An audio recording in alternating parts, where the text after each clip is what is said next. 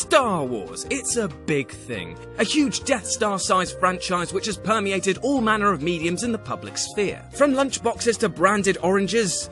Okay, it's almost impossible to find an area which doesn't have George Lucas's frog-throated face on, or as it's more likely now, the ever-encroaching grip of the House of Mouse. And when it comes to video games, Star Wars bucks the usual trend of presenting paltry ports and Ewok-sized offerings, as within its library are some of the best experiences and examples of its universe. I mean, yeah, it's had some bad titles for sure, but we might just be saving that for another list, okay? With this in mind, I'm Jules for WhatCulture.com, and here are 10 of the best Star Wars video games. Number 10. LEGO Star Wars, the original trilogy. Yeah, that's right, a LEGO game is on the list, and yeah, I bloody love this collection of light-hearted, simple platform-based, kiddie-friendly joy. People thought that the crossover between this gooey, chewy franchise and this reputable choking hazard would never work. But this is now a series with more entries than a certain female member of your family. It proves that the Star Wars universe doesn't have to be covered in grit and angst to provide a truly impressive gameplay experience. And is filled with enough charm to give even Pixar a run for their money. Number 9. Rogue Squadron 2 Rogue Leader. Thanks to its outstanding cinematic to gameplay transitions and one of the best opening experiences in a Star Wars game, Rogue Squadron 2 Rogue Leader was a title that really made the warring factions of Sony and Microsoft quiet down and take notice of Nintendo's pint-sized console. Piloting all manner of iconic spaceships and also a Buick for some reason, the gameplay of Rogue Squadron 2 is sublime, with controls smoother than a Twi'lek's backside and with more bite than a Rancor. It also includes one of the best set pieces involving an AT-AT's legs and a million feet of cable, which is arguably the best example of how to take down these super-sized space camels in any Star Wars game thus far. Number 8. Star Wars Republic Commando.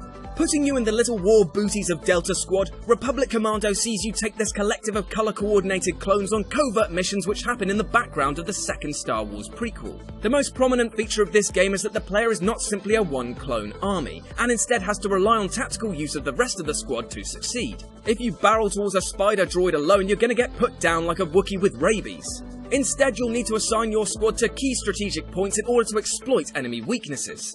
It's a fantastic way of not only making the player think, but also makes them care about the condition of the rest of the squad. Also a cheeky bonus point for having the visor wipe off blood and gunk. That is just neato. Number 7. Star Wars Galactic Battlegrounds.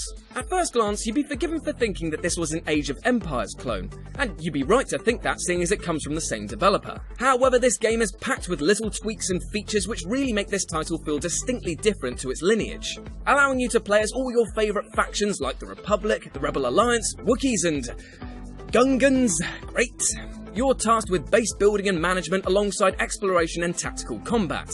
Battles range from skirmishes to full-scale assaults with large war machines clashing on foreign planets. And special classes like Jedis and heroes from the films give players access to a multitude of attack or defense options. Now, despite its familiar Age of Empires gameplay, this title pulls off an extremely unique feel thanks to its lovely presentation and sound design. It's an absolute blast, and before you say anything, I've not forgotten about the Empire at War games. I just love me some nostalgia, okay? Number 6. Star Wars Starfighter. With obvious roots in the X-Wing and Rogue Squadron series, Starfighter continued the trend of letting players pilot the most iconic ships from the Star Wars universe in awesome firefights. The difference between this and many other flight titles is that Starfighter proudly took its content from the prequels rather than from the originals. And while this might make you sick to your stomach, someone please stop this pun wagon I am in charge of, it actually turned out to be a really decent title. Gameplay was really satisfying, with every pop, zip and whiz of blaster fire and the likes of R2-D2 blipping away like a MIDI jazz saxophone, making you feel really connected to the battle. Now in Phantom Menace, when Anakin takes to the skies, it's a total cringe fest, but here at the helm of an N1 starfighter, taking apart an enemy fleet was every bit the laser light show it should have been. Number 5. Star Wars Episode 1 Racer. Back when Episode 1 was released and most people's collective dreams were crushed, there was one scene which managed to elicit the same response. That pod race was goddamn awesome! Also, fuck Jar Jar Binks!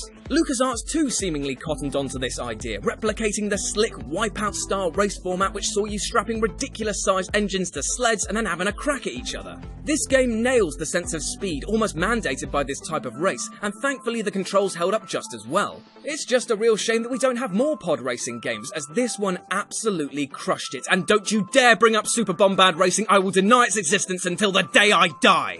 Number 4. Jedi Knight Jedi Academy.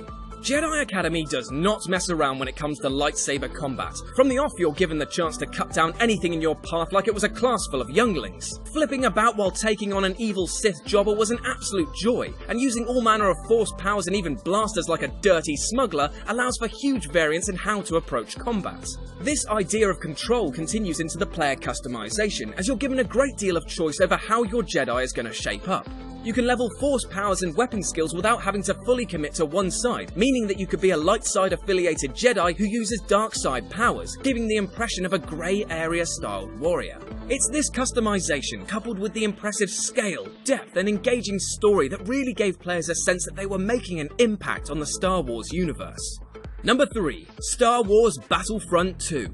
Massive on-foot battles. Check. Intense aerial dogfights. Check. The ability to play as legendary characters and wreak havoc on a swathe of doltish troopers or Wookiees. Check plus. This game took the world by storm upon its release, offering up 64-player online battles and an incredibly simple concept of base capture that lent itself to hours upon hours of tense, nail-biting conflicts. Now, I'm not here to bash the latest Battlefront, it is what it is, but I will say that it's a big disappointment to fans craving the next true installment of this revolutionary series. With Battlefront 2, the level designs were on point, the gameplay tighter than Sarlacc's sphincter, and while the newest release is the most beautiful, it still comes a distant second to the epicness of its forefathers' multiplayer experience. Number 2. Star Wars Bounty Hunter.